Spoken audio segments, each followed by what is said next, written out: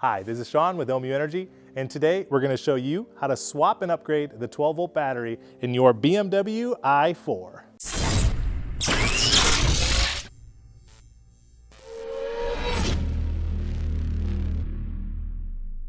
All right, so this BMW i4, they have over 80 kilowatt hours of battery pack. They get a decent range, 300 miles, kind of like the standard for EVs these days that people feel comfortable with. But this it's a BMW. So interior is very nice, very refined.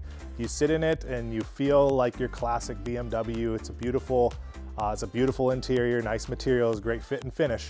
And so these are really well positioned, I think, as your BMW sedan, and it's a comfortable car. It's quiet, it's smooth. I'm a big fan. I haven't had a lot of experience driving them, but a little bit, and they drive very nicely. So I'm a 2 thumbs up from me on the i4 BMW. All right, now we'll show you how to swap the 12-volt battery. In this case, we're going to actually upgrade the lead acid battery to a lithium from Ohmmu, of course. I will give you some warnings up front, and that is that the battery coming out is a little heavy. And so getting out the old battery can be a little bit of a challenge. We've done it a few times, and so we kind of have a good strategy for you, and we'll show that to you in this video. But it does take a little bit of effort and finesse, so be prepared for that, and set aside maybe half hour of time to do this swap. So let's get started. All right, so the tools you're gonna need a 13 millimeter socket, 10 millimeter socket, and a socket wrench. That's all you really need. Except on the 13 millimeter socket, you will need some kind of extension, at least 5-6 inches long. In this case, I just used 2 of the smaller extensions. And that is to reach down in front of the battery to the tie down bracket that's at the bottom. I typically use a cordless drill. And so if you do that, then you just use a little attachment for the cordless drill, of course. For safety, and since you're dealing with a lead acid battery coming out, there's the potential for acid. And we suggest wearing gloves with some kind of rubber coating and safety glasses. In that case, that'll keep you protected. And also, if you take the lead acid battery out, put it straight into some kind of a thick plastic bag. That's a good idea in case there is any acid leaking. That'll keep the things around it protected until you can get it to a proper place for recycling. All right, so let's get started. First thing we're gonna do is remove this windshield washer fluid line. And it's just on an obvious track, and you're gonna remove those by just taking it out of its track all the way to about the midpoint there. That'll be enough to get it out of your way for this operation. Then this panel right here comes off. You unlock it, lift it, and slide it right forward. So now you can see the 12-volt battery right here, and it looks easy to get out, but there's a little bit more maneuvering we want to do to get space around it. It's helpful to have this up and out of the way, this trim panel here. So there's a pull tab off on the side that you'll pull towards you while you lift it up, and then you'll peel it up until this seal up here is loose, and that'll allow you to just hold that as much out of the way as you can for this process. We're also gonna end up tucking the wires underneath that, which will help lift it up and keep it out of your way as well. So first we're gonna remove the negative lug. I always remove the negative first, or I try to always remove the negative first anyways, because if you have a wire flapping about loose and it's the negative wire, the whole chassis on a vehicle is grounded, and so if it touches the chassis, nothing happens. But if you were to have a positive wire hanging out and it were to touch somewhere on the chassis ground, then it could potentially cause a short, and you'd see some sparking and problems. So once you've gotten that loosened, which is with the 10 millimeter socket, you kind of wiggle it, pull it up, and then there is a connector on it as well for the shunt. And it's a pinch connector, so it locks by pinching here, and then slide that out. Once this negative wire is loose, we can then tuck that up here above the air intake, and that'll keep it out of your way. Next, we are going to remove this 10 millimeter bolt on the positive, which will allow us to remove this fat positive line here and put that out of our way going forwards. And then we will remove the lug and push that out of our way backwards. And those are both 10 millimeters. So we'll bring our tool in. Be very cautious here, especially if you're using a metal tool like I am right now. And that is that if you were to be touching this terminal in any way with this tool, and accidentally drop it over here onto that negative terminal, then you'd be causing a short, and it's a battery short. And with this lead acid battery, there'd be nothing to prevent it from just totally discharging until it were dead. And so you'd get big sparks and a whole lot of activity that you do not want. So take that bolt, that nut off, and then you can remove this wire and then just tuck that up here. Then this connector right here will also remove, and you just kind of rock it back and forth as you pull it out, and it'll just rock right out. It doesn't have any kind of lock on it. Now we'll remove the terminal itself by loosening this 10 millimeter right here. Once that's loosened, rotate, lift it up, and then we're gonna also tuck this up here. So tucking the wires up there just helps to get them out of the way for the operation of removing the battery. There is a vent on the side of the battery with the AGM that would be right here.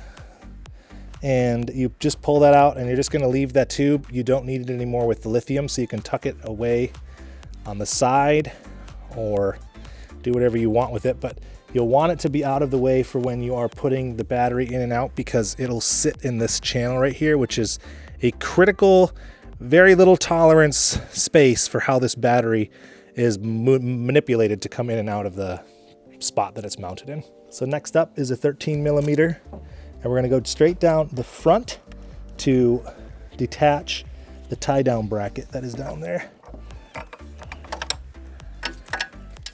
It's gonna be very hard to see on the camera because it's low, and I've got to kind of block the path with the tool itself.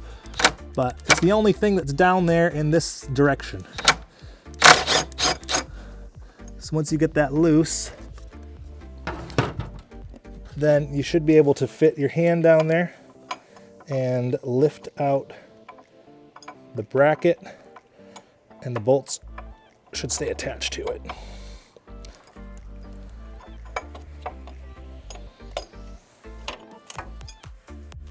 It is also necessary to remove this 13 millimeter bolt here.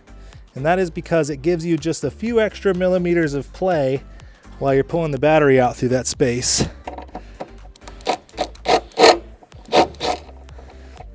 You're just gonna take the bolt out and set that off to the side, and that's it. All right, now comes the operation of removal. Now that the tie down bracket is out, you can see the battery is loose, it's not connected. You'd wish and think it could go straight out, right? Like just pop it straight up, but no way, Jose, because this bar right here is totally in your way. So what you have to do is rotate it up like this. And when it feels like, no, it can't keep going, is when you need it to really keep going, because it's the only way to make this work. And that is, you're gonna kind of get underneath it and go up until it pops through, and it'll kind of pop through that space just like that. And then you're able to continue tipping it and go straight out. And so it's pretty difficult with the lead because it's heavy now to get a good grip on it and slide it out. And then of course, this is also why you really wouldn't want to put anything but an AGM battery in here, because a liquid electrolyte would have the potential to start leaking out while you have the battery on its side and you're putting it in and out. This battery is heavy, but you should be able to get it out, and you can use the terminal as a anchor point to grab onto. And then once you get it out, we can go and check the weight against the lithium. All right, let's get the weights on these batteries. So first up is your lead acid OEM battery, and that is about 32, almost 33 pounds. Now let's check out the lithium from Ohmmu. And now we're looking at about 9.5 pounds. So you are less than a third of the weight here, shaving well over 20 pounds off your car. And you know, there was once upon a time where I spent $2,000 on a carbon fiber hood because I saved 14 pounds on the weight of the vehicle. This is a way more cost-effective and easy way to do that. All right, so putting the battery in is gonna go the same way. We're gonna pop it in on its side, straight down, and then rock it, and then shove it in, and it'll press its way down in.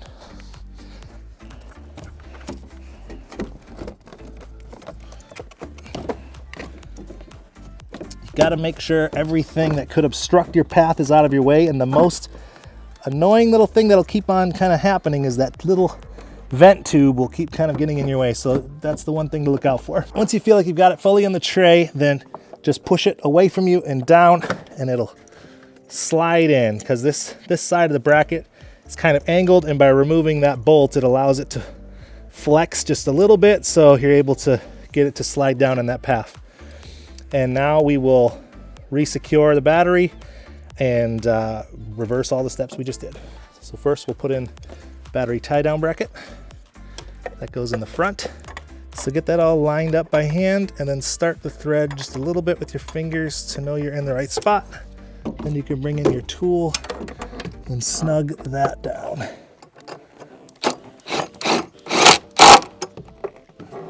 And that is what holds the battery in its spot. Now we will go ahead and reattach the 13mm bolt for the bracket itself over here on the side. Start it by hand, and then finish snug with your tool. Now again, that tube, you don't really have to tuck it anywhere. It can just stay hanging right where it is, but if you want to tuck it somewhere, you go ahead and do that. Then, now we are ready to start connecting terminals, because the battery is fully installed physically. So now we'll remove the positive cap on the battery. Try to keep the caps in place as long as you can. Put the terminal down, and then snug it with a 10mm wrench.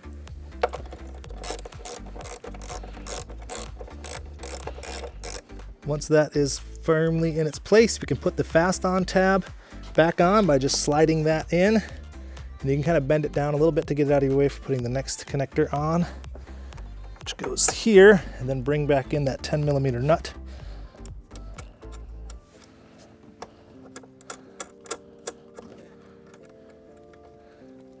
And again, tighten.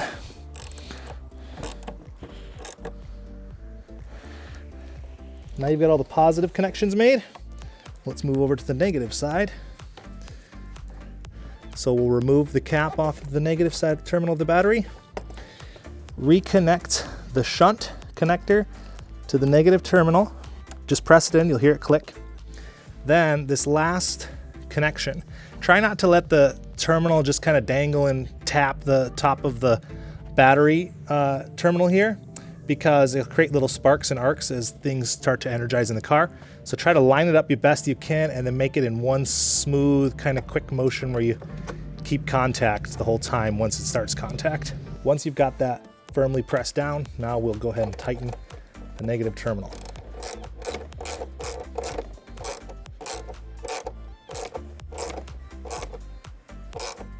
All right, now that's in place, we can push the bottom channel here back into place by just aligning it and pressing down to get this plastic piece underneath the rubber trim on this side.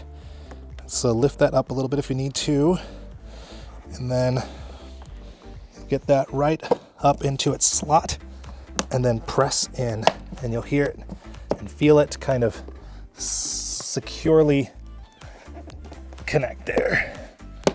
Then we'll bring the plastic cover in. You'll have to lift the rubber hose out of your way.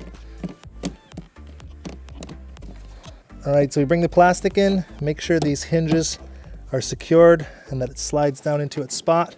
Then we can rotate the front down and lock it. Now let's run the rubber hose through its path, and it's kind of the natural course that you see.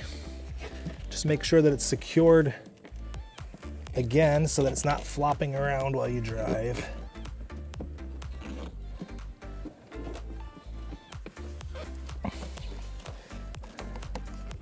And that's it, you're done. This i4 has now been upgraded with the lithium battery from Ohmmu, And you can also get the sodium model if you're interested.